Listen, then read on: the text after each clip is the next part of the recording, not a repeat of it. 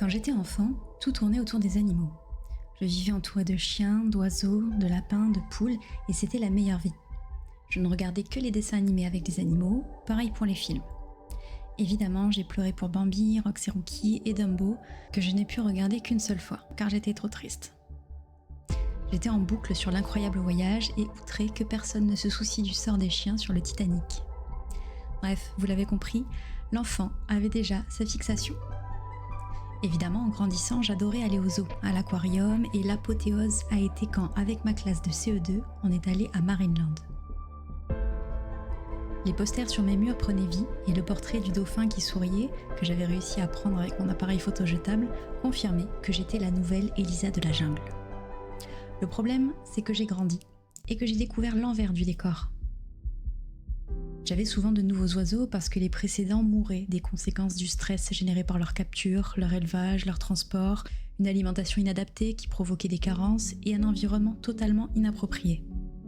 Les lapins qui me faisaient la fête quand je les caressais étaient destinés à notre consommation, de même que la poule et ses œufs. Concernant les films, j'ai réalisé que les animaux étaient dressés et forcés de passer leur temps sur les tournages.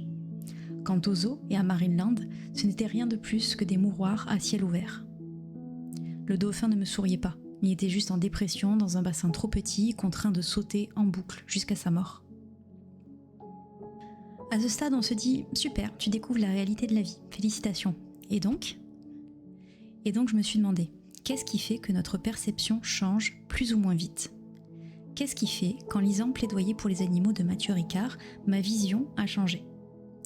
Et qu'est-ce qui fait aussi que 99% des Français et des Françaises ont vu des images sur la manière dont sont traités les animaux et continuent d'en manger ?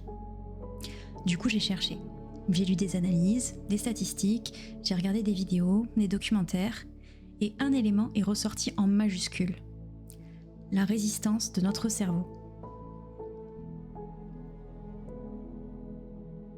Notre cerveau a une capacité qui s'appelle la neuroplasticité. C'est la capacité du cerveau à se réorganiser, à créer de nouvelles connexions, à modifier celles déjà existantes, et ce, tout au long de notre vie. En gros, on peut changer d'avis. Si on retourne à la moi enfant qui allait au zoo les yeux brillants, on comprend que mon cerveau associait ça au plaisir. Résultat, des émotions positives. Les années passant, j'ai acquis de nouvelles informations. Le retrait des animaux de leur habitat naturel, les enclos inadaptés causant stress et troubles psychiques, ou encore les objectifs purement commerciaux des zoos. Mon cerveau, grâce à sa plasticité, dont tout le monde est doté, je le rappelle, a donc fait évoluer ma perception intellectuelle et émotionnelle. Mais alors pourquoi certaines personnes changent plus lentement, voire jamais ? Parce que ce n'est pas si simple en fait. Le cerveau, il aime le confort et il déteste le stress. Donc quand il reçoit des infos qui remettent en question tout ce qu'il croyait jusqu'ici, sa première réaction est souvent « Non merci, flemme, laissez-moi dans mon illusion ». Résultat, les nouvelles connexions neuronales ne se font pas. Et puis il y a cette carte joker que notre cerveau adore sortir qui s'appelle la dissonance cognitive, ou l'art d'avoir des pensées qui contredisent nos actions.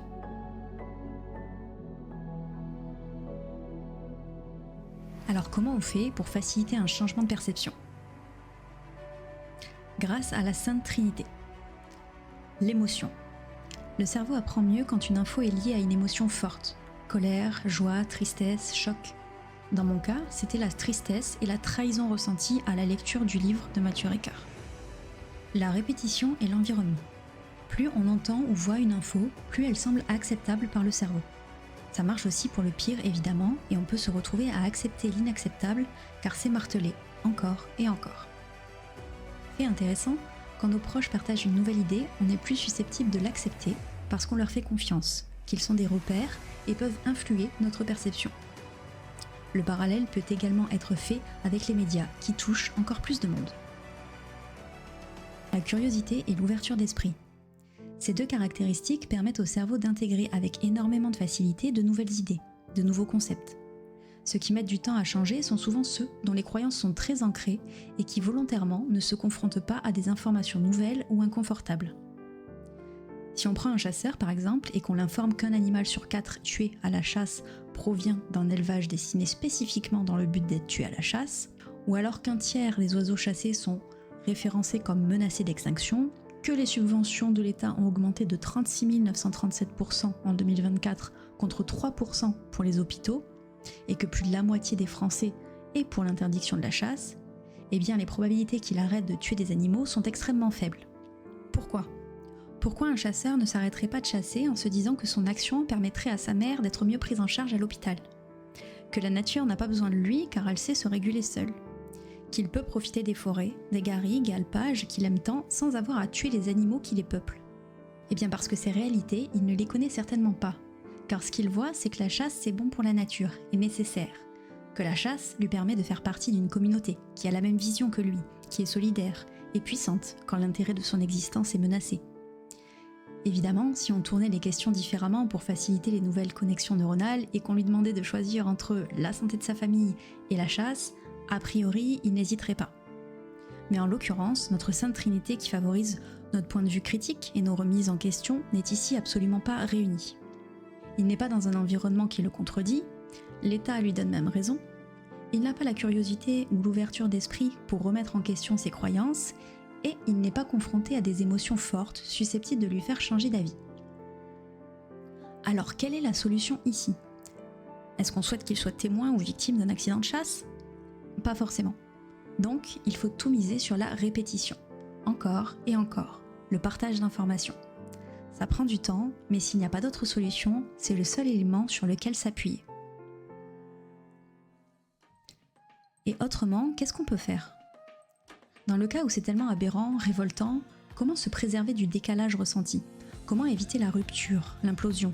Au-delà du fait que le recul permet de prendre conscience que chacun a ses obstacles, ses limites qui le ralentissent, qu'on est forcément moins avancé dans nos réflexions et nos avis sur certains sujets, et que nous aussi on a du chemin à parcourir, qu'à l'instar de notre futur ex-chasseur on croise les doigts, on lance une pièce, vous aussi, vous pouvez vous appuyer sur des personnes qui ont les mêmes points d'accroche que vous, des proches, une communauté, car c'est bien le collectif qui permet de se ressourcer. C'est le collectif qui fait avancer, c'est le collectif qui étire les points de vue. Et si le seul élément que nous avons à notre disposition est de nous exprimer, alors exprimons-nous, encore et encore et encore.